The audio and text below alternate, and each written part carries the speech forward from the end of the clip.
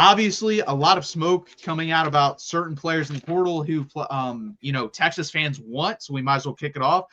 So I have the four, I think, or the top three for me, I think are possible. The bottom two are kind of like wish list because I don't really see Texas paying this type of money, and I'll kick it off. Number 5 for me is Cam Coleman.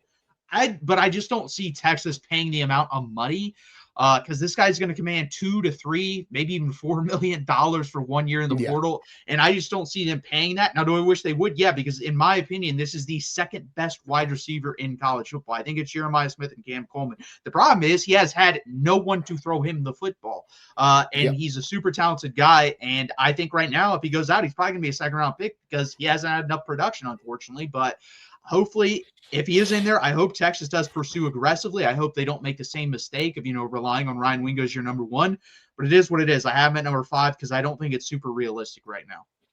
Yeah, that's also where I have him on my list. And I as I was putting my list together, I wonder if, I don't know the ins and outs of NIL deals and the contracts these guys play, but I wonder if there is a world where a guy like Cam Coleman takes a little bit of a discount on it because hey, you're going to be wide receiver 1 and we're going to throw a ton of deep balls to you, right?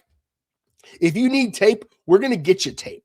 So that's part of the equation for some of these guys is hey, if I want to get ready for it's why guys like Adonai Mitchell came to Texas, right? Because he needed 1 year of really good tape and it put him in the first round of the NFL draft, right? So those are the types of things that a guy like Cam Coleman, who's got all the measurables but needs the tape, the Texas offense is going to get you tape. So yeah, I've also got him at 5. Number 4 for me, Kawan Lacey at Ole Miss. I didn't know this. He's from Dallas, Texas. I really want this guy if we could get him. Again, Ole Miss, I mean, they're committed, guys. They were willing to pay whatever it took to keep Lane Kiffin. He just didn't want to be there. He wanted to go to LSU because he thought they had higher upside. I mean, that's a good decision in my opinion, but it's going to be hard to get someone like this away. 258 carries, 1,279 yards, and 20 touchdowns on a playoff team. He's going to command a lot of money, but he's a very good back. Try to get him home. Also, try to get him back to an offensive coach that runs a similar system to Lane Kiffin, whereas now you're with the defensive coach and Pete Golding.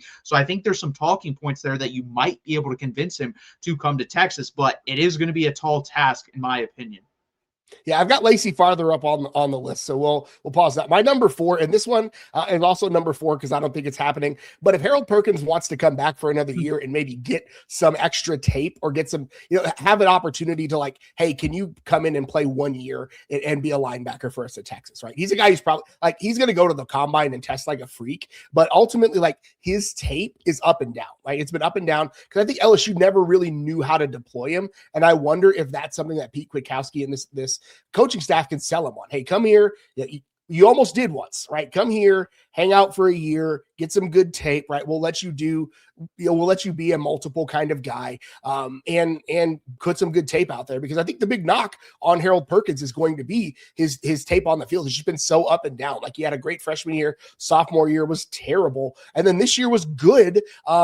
He played really great in pass coverage, but ultimately he was on a bad team, and so it makes him look worse by measure. And so again, if Texas can put a good number out there, I wonder if he would come to Austin for a year.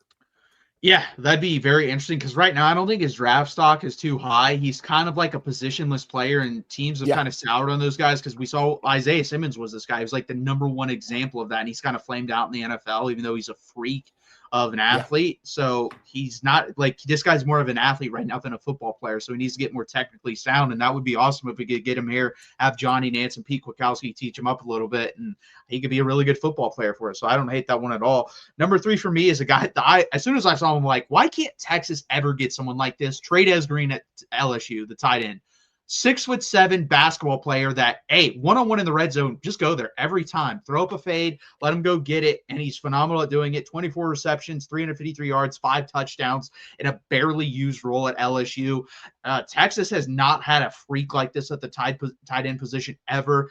Georgia has had a couple. They have one right now that Elias Williams or Elias Robinson, I forget his name is, at the tight end position. He's also 6'5", 6'6". So to have someone like this where we kind of struggle in the red zone, that's just a mismatch nightmare because you can't guard them with anyone. Linebackers are way too slow. Cornerbacks and safeties are way too little. I want someone like this on our roster. It's going to be hard to pull him away now, especially because Lane Kiffin's definitely going to use the guy and use him a lot probably. Yeah. But I would love to get someone like Trey Green on this roster. Yeah, and I didn't prioritize tight ends because I think Texas, if they stand pat at tight end, is probably fine. But yeah, I mean, that guy's a weapon, and I think Sark loves a weapon at tight end. We saw what Gunnar Helm was able to do in this offense. And so if Sark does have that option, heck yeah. So my number 3 guy, this is my more realistic wide receiver from the schools that we're targeting here, Vernell Brown from Florida. I think he's a guy who, he's not super established at Florida, but he's really talented. And he kind of fits that profile that Steve Sarkisian really likes. Did some good things for Florida this year. And I really think he's a guy who could come in and, be a I'm fine with a 1-year rental, but I really would love a guy who can come in and really help kind of stabilize for a couple of years and then move on to the next level. Yeah, I mean, you'd have him for a couple years, and you'd also have Emmett Mosley with him and probably Parker Livingston. So that'd be a nice little trio to have. He's up a little bit higher on my list. Number 2 for me is Jaden Ball.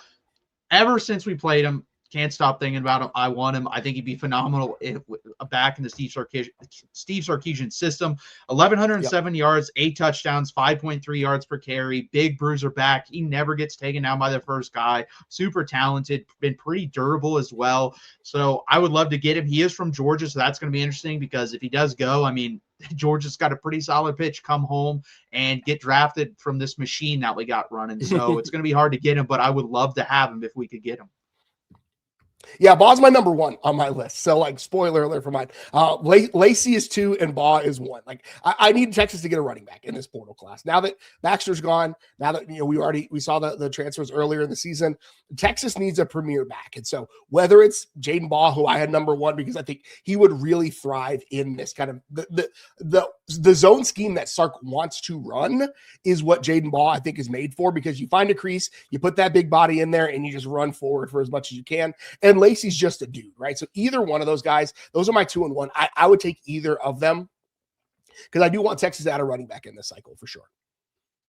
I completely agree. And number 1 for me is kind of a slash again. It's Dallas Wilson or Vernell Brown. I just need one of them. Give me one of them. I think this is the most realistic possibility, especially the coach you just got with John Summerall. No offense to him, but he's not a marquee name. He's not someone that's going to draw in these guys. And I just need one of these guys. I actually do prefer Vernell Brown like you because Dallas Wilson has had some health issues this year. And again, if he has health issues next year, then you're basically paid for a guy to sit on the bench and take up a spot where Vernell Brown was healthy the whole year. He had 40 receptions, 512 yards. He's a good football player. He was a guy that, had been playing really well right away for Florida. And he's going to have much better quarterback play, much better offensive play calling. He'll have better players around him. I think he can go off in the Steve Sarkisian system. Yeah, I mean, I had him on my list for a reason. He jumped off the page at me when I was like before Wilson. I had Brown. I didn't have Wilson on my list, right? I don't know if Wilson leaves Florida, and again, I think he still has some health issues, and I'm tired of offensive players with lingering health issues hampering the offense. But either one of those guys, again, my preference is probably Brown, but Wilson would be great too. Are there any other names? Because I actually have a guy on this list I crossed off. Do you have any other names like that were like right on the cusp of your list? Not a ton. I was scouring for offensive linemen and I couldn't find any from these schools that I was like, Texas needs to add multiple offensive linemen, but I don't think, for like pulling the curtain back, like we kind of focused on LSU, Florida, Arkansas, Ole Miss, and they didn't really have any offensive linemen that would either have any eligibility left or that I think would step in and be a day 1 starter, have them level this offense up. No, 100%. I asked him to come up with the SEC portal targets. That's what I did as well. And yeah, I look at Arkansas. All their guys are older. There's really no one from Texas. Florida, same thing. Like their best offensive linemen's going to the NFL draft. LSU, no offense, I don't want any of their offensive linemen because they had a worse offensive line than ours. So I don't want to take anyone from there. And then Ole Miss, kind of the same thing, older, and they're also in the playoffs, so you kind of have to wait to recruit them anyway. So, yeah, I didn't really see anyone from Arkansas, LSU, Ole Miss that I wanted. I honestly think you're going to have to go at a lower level. There's a bunch of guys in there right now, and maybe we'll talk about them next week because I think they can come here and play for Texas. We've seen guys from lower-level schools come and play at the bigger schools at offensive line, defensive line, and they've done pretty well. Yeah, I mean Calvin Anderson is like case in point. Guy came from Rice, played a year, was a great tackle for Texas, and played a couple years in the NFL because of it. 100%. Yeah, he played with my Broncos for a couple years and did perfectly fine. And I think he still might be in the NFL. I'm pretty sure he did get a decent contract. He got a decent enough contract to where, hey, if he did, retire, he would have been set for life if he used it smartly. Yeah. So he was, really good point. He hung around for a minute for sure. Let's move over. Well, but first, please hit the like button. Please subscribe down below.